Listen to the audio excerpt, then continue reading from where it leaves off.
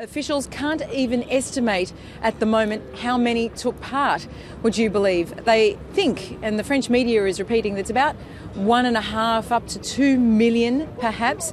They're calling it unprecedented. They're saying that it would be bigger than the crowds that took to the street after Paris's liberation in World War II. And the reason for this, the reason why they can't estimate it, is because we're standing here in the Place de la République. This is where the crowd was supposed to gather, as if it could just gather in one little square.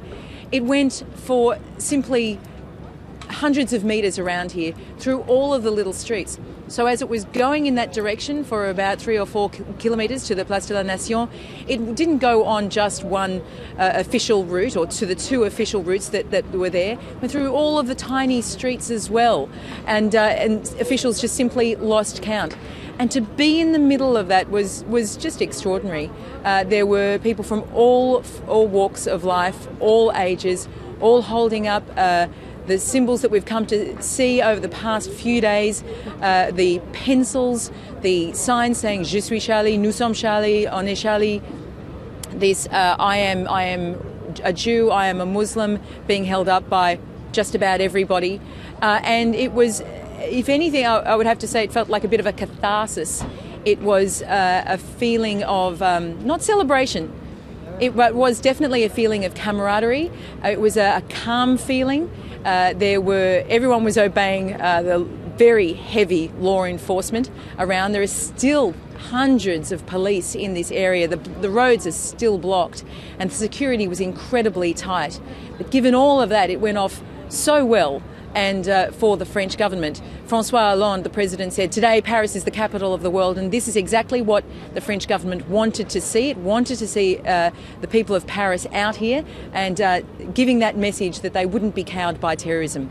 And that, as you said, was a strong message reiterated by many world leaders. The perplexing issue for them, Mary, is just how they will tackle these events. And no one would have expected the number of people that were drawn in, the sort of other skirmishes that broke out as a result of this initial attack. This is a very difficult issue that they are facing.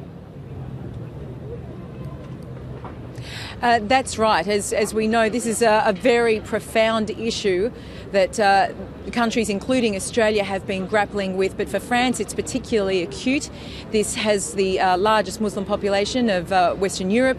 And there, of course, the growing tensions within the Jewish community, the growing attacks on the Jewish community. And that was, of course, touched on with the attack on the kosher supermarket.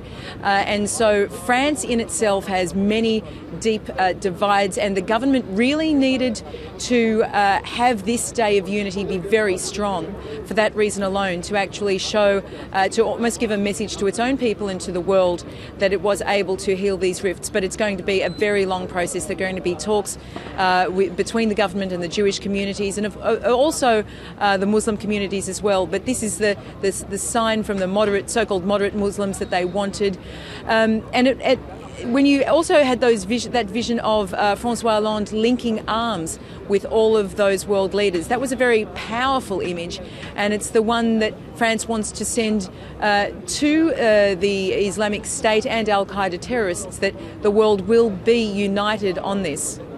And Mary, it's going to be obviously days before police can piece together how these events unfolded, but it has emerged that the man who killed 4 hostages at that Jewish supermarket has been found in a video really swearing his allegiance to Islamic State and saying that he was hell-bent on revenge. That's right. That video has emerged, and it appears to have been shot by Amedy Coulibaly in the period in which he was on the run, wanted for his involvement in the killing of the policewoman the day after the Charlie Hebdo killings, but before he did the supermarket siege. And the reason they know that is because he refers to those killings, and he does give some justification for those actions and those of the Charlie Hebdo killings in terms of revenge for French intervention overseas against Islamic State. And he appears in broken Arabic to swear some sort of allegiance to the group. group. Now, it's thought that this is a series of clips that have been put together by supporters of Islamic State and circulated for that reason. It is interesting, though, that he does claim that he was working in tandem with the Kouachi brothers, who said to a TV station in a telephone conversation, and also said to witnesses at the time of the Charlie Hebdo killings, that they were working on behalf of the Yemeni chapter of Al-Qaeda. So it remains to be seen how much this claim of who these killers were working for is actually accurate, whether or not these groups are trying to claim some sort of credit or kudos in a way that is not accurate. That will all be having to be thrashed out over the coming days. There's still a long way to go before all of the motivations can be worked out. And as you say, there are still so many leads to go down. The French authorities have now released all of the people they had in detention in relation to this operation, and one of the major suspects, Amadi Koulibaly's girlfriend, Hayat Boumediene, she's still missing. So the authorities still have many missing pieces to this jigsaw puzzle. Absolutely, and no doubt there'll be further outpourings of grief in coming days as the funerals for many of the victims will be held around Paris. I'm afraid I didn't hear that, Beverly. It was about the outpouring of grief. Absolutely. The grief is still very raw here. Even as I was walking around today, well, actually one particular moment I should tell you about was we were in a media pen of sorts and watching the first dignitaries walk past.